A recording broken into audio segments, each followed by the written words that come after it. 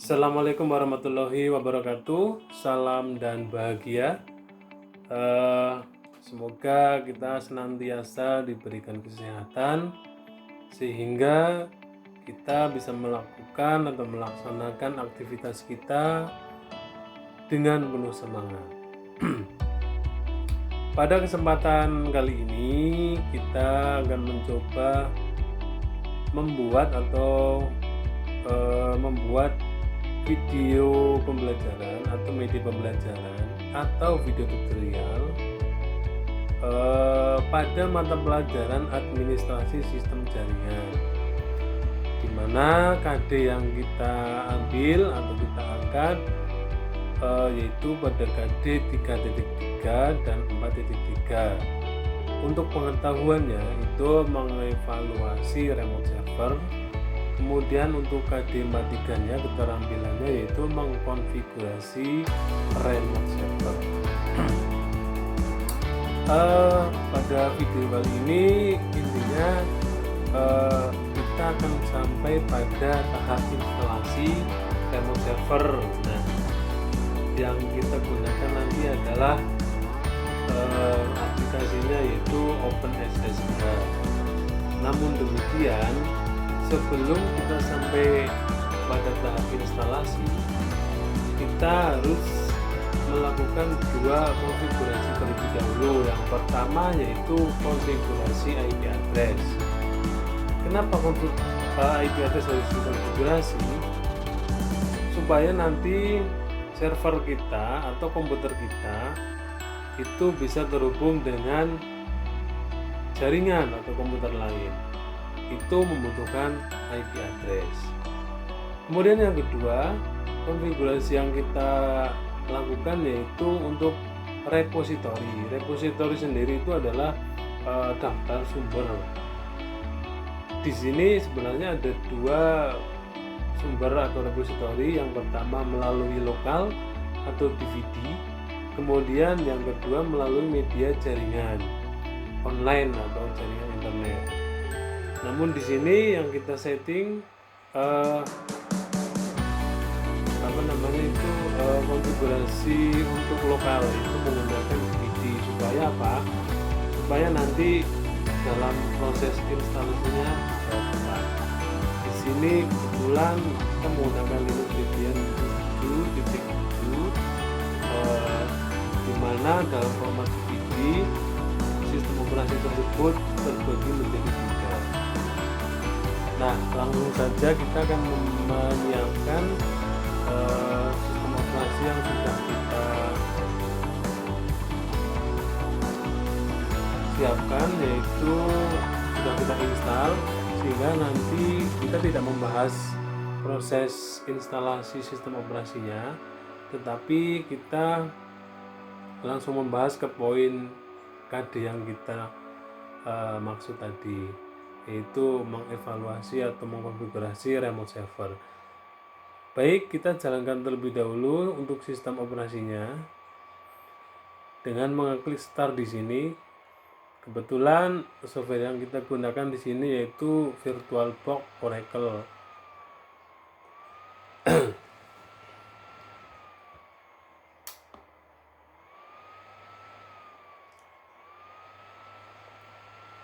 Kita tunggu dulu untuk tampilan monitornya. Nah, ini sudah muncul. Kemudian setelah muncul seperti ini, maka akan ada proses booting. Kita tunggu untuk beberapa saat untuk proses bootingnya.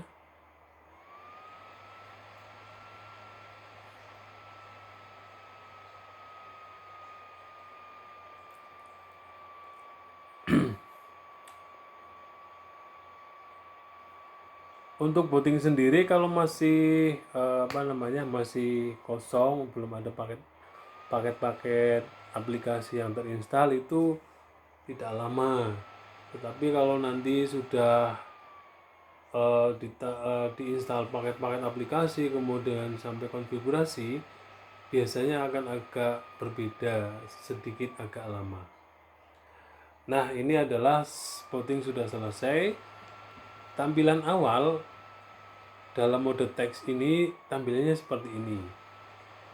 Di sini langkah yang akan kita lakukan pertama adalah login. Login, kita di sini mencoba menggunakan root saja langsung ya. Nah, nanti kita memasukkan username dan passwordnya. Untuk username root itu root, kemudian passwordnya adalah dimana password ini sudah disetting ketika kita menginstalasi sistem operasinya. Nah, kalau berhasil login maka akan ada tampilan seperti ini. Tetapi kalau gagal login, nanti akan ada keterangan login incorrect dan kita akan memasukkan username dan password kembali. Nah, setelah berhasil login seperti ini, seperti yang tadi saya sampaikan di awal, kita akan mengkonfigurasi IP address terlebih dahulu ya.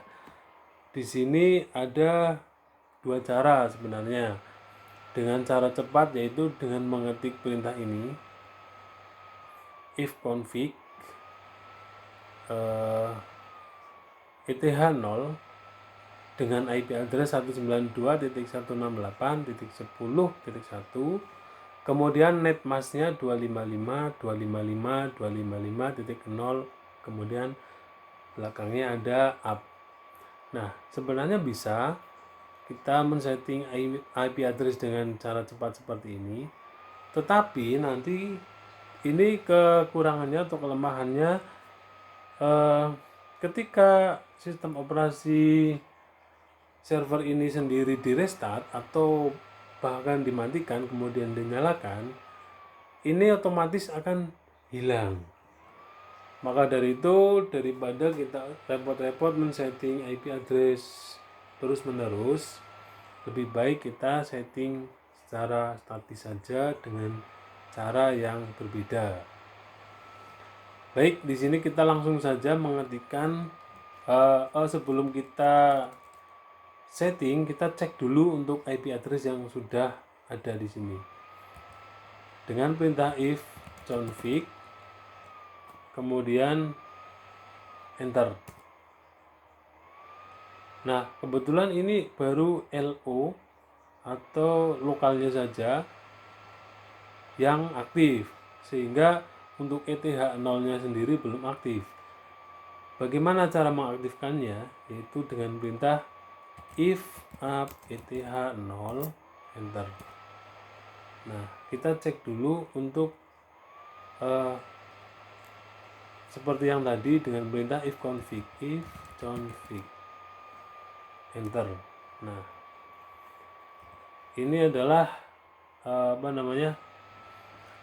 settingan DHCP yang sudah di settingan IP address DHCP otomatis yang sudah di bawaan dari sistem operasinya, dimana nanti kita akan mencoba mengganti IP address tersebut dengan IP address yang kita butuhkan. Oke, kita sudah mengecek IP address-nya, kemudian kita akan mencoba mengkonfigurasi. Bagaimana caranya? Yaitu dengan mengetik perintah nano /etc/network/interfaces. Nah, di sini nggak boleh kurang hurufnya. Kalau kurang nanti akan ada kesalahan. Harus seperti ini, nano tc network interfaces. Oke, kita enter. Nah, yang akan kita ganti di sini adalah pertama yaitu ini.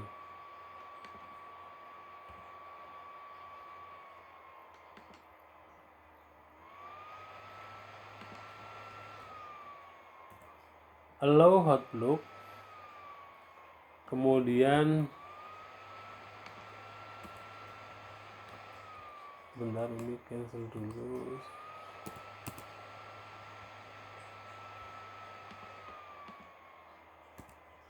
Nah, allow hotblock ini kita akan ganti menjadi auto.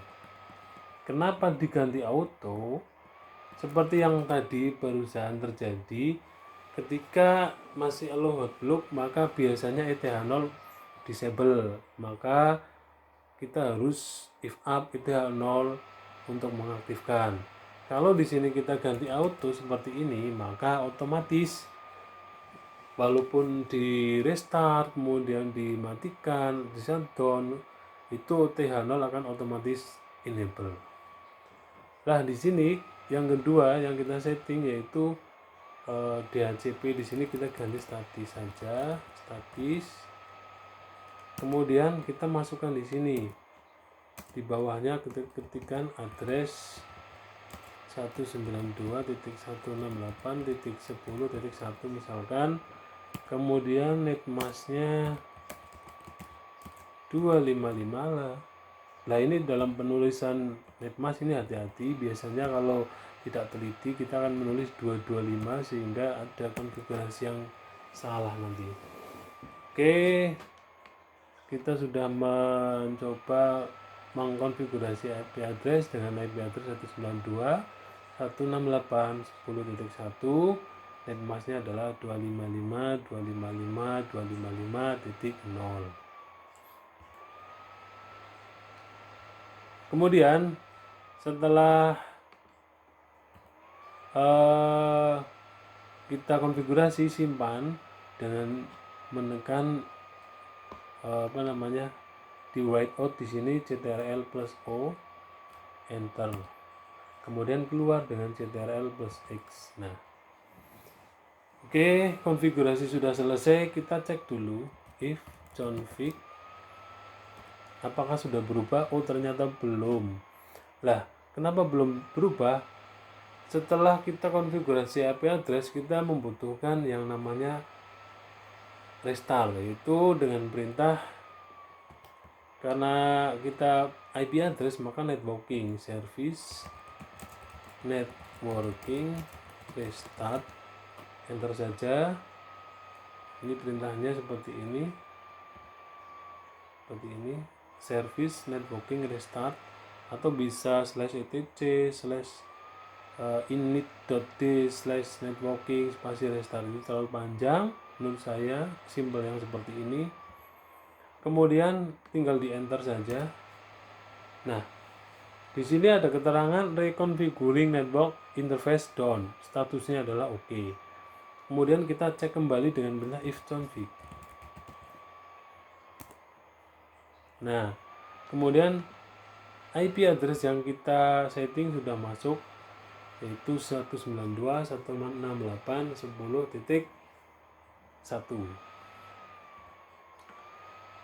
Nah, kita berarti sudah selesai di tahap yang pertama ini. Kemudian kita akan mencoba melanjutkan di tahap yang kedua, yaitu setting repository.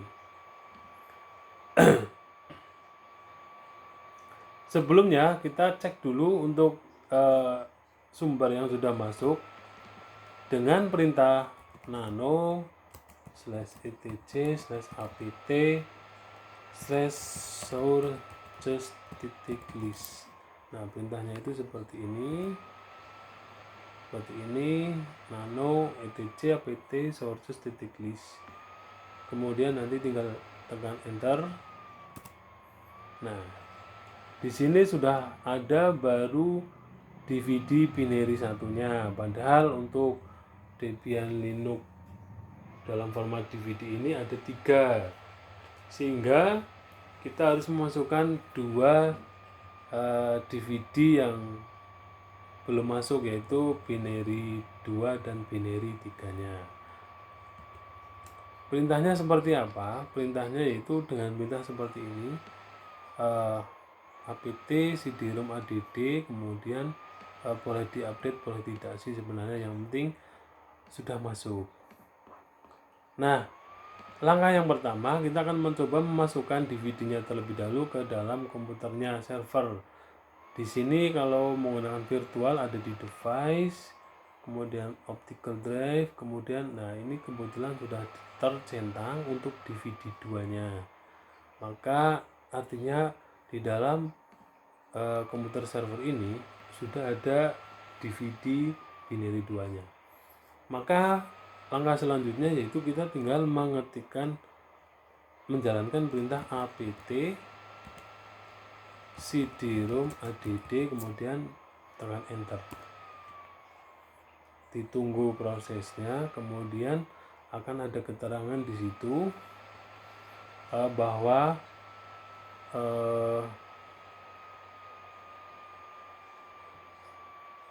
DVD binary 2 telah dimasukkan. Nah, kita coba cek dulu di sources yang tadi, apakah binary 2 sudah masuk atau belum. Dengan yang tadi perintah ya, nano etc apt sources list, kemudian enter. Nah, ini binary 2 sudah masuk. Sekarang giliran untuk binary 3-nya. Namun demikian, sistem memerlukan restart terlebih dahulu, maka kita akan restart terlebih dahulu. Untuk restart itu dengan perintah shutdown min-r no. Nah, kita tunggu dulu untuk bootingnya. Kemudian nanti setelah booting selesai, kita langsung eksekusi untuk memasukkan DVD binary 3, sehingga nanti untuk repositorinya itu untuk lokal, instalasi lokalnya sudah komplit, DVD binary 1, binary 2, dan binary 3-nya. Sebenarnya untuk untuk instalasi SSH ini cukup pada binary 1, tetapi nanti apabila kita membutuhkan aplikasi-aplikasi yang lain, itu kita harus memasukkan 2 DVD tersebut, sehingga lebih baik di awal kita masukkan saja untuk binary 2 dan 3-nya sekalian.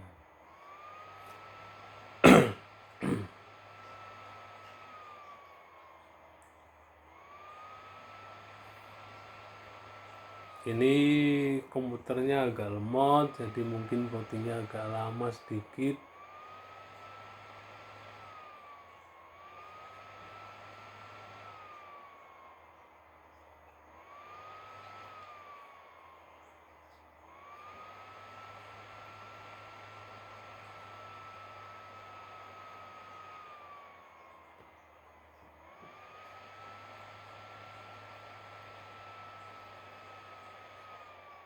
Oke, sudah masuk ke Debian, kita login kembali.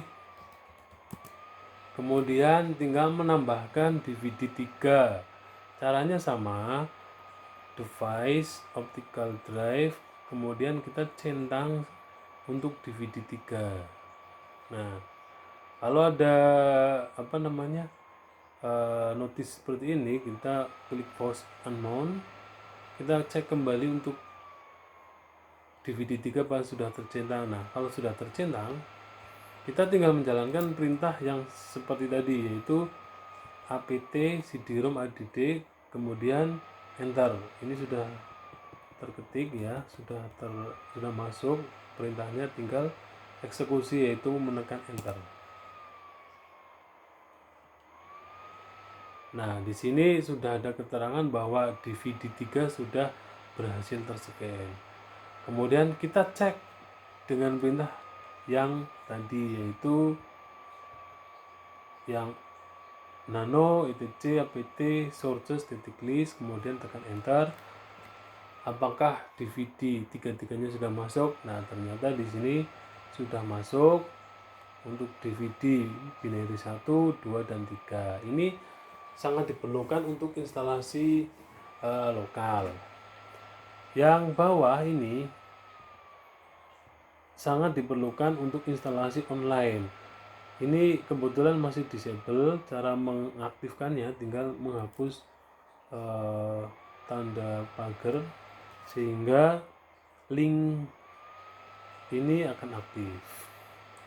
Tapi kita cukup dengan yang lokal saja, jadi kita matikan, kemudian kita simpan dengan perintah override tadi dan keluar. Baik, di sini sampai di sini kita sudah pada tahap yang kedua, yaitu melakukan setting repository. Nah, pada tahap yang inti, yang terakhir ini, kita akan menginstal remote server dengan SSH. Nama aplikasinya adalah OpenSSH Server. Cara installnya yaitu perintahnya sama, apt strip-get install OpenSSH strip server. Oke, kita jalankan saja langsung dengan perintah, kita ketikkan apt get install OpenSSH server. Seperti ini seperti ini. Maaf, ini berarti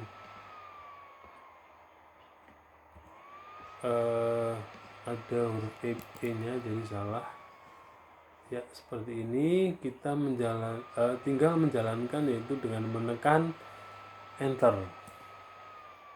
Akan ada proses.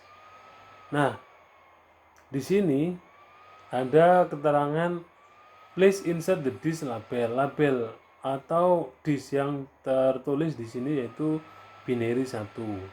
Maka kita akan memasukkan binary 1. Ini adalah fungsi dari repository itu sendiri. Ketika kita akan menginstal aplikasi apa, maka sistem akan memberikan informasi kepada kita membutuhkan DVD berapa, seperti itu. Kita masukkan DVD binary 1 sesuai yang diminta. Kemudian ada kalau ada keterangan seperti ini, force unknown saja.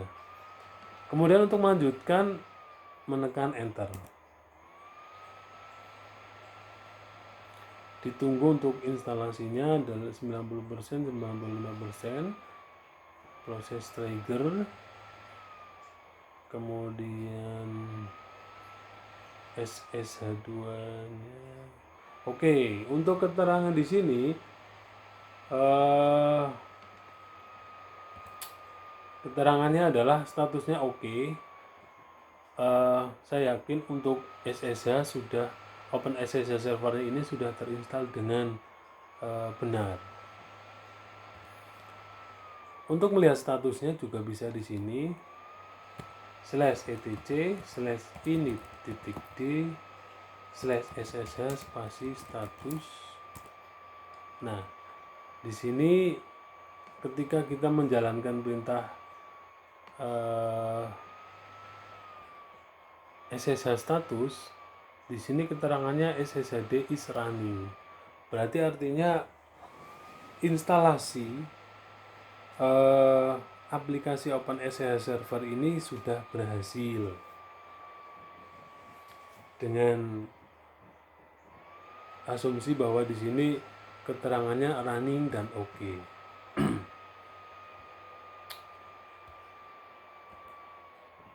Baik, untuk video kali ini tentang instalasi remote server dengan SSH sudah selesai. Semoga dengan melihat video ini bisa menjadikan referensi sehingga nantinya dalam praktikum bisa melakukan dengan benar seperti yang sudah dicontohkan pada video. Nah, untuk video selanjutnya nanti akan ada konfigurasi dan pengujian, karena pada video kali ini cukup sampai instalasi. Terima kasih, semoga video ini bermanfaat untuk kita semuanya. Saya akhiri, wassalamualaikum warahmatullahi wabarakatuh.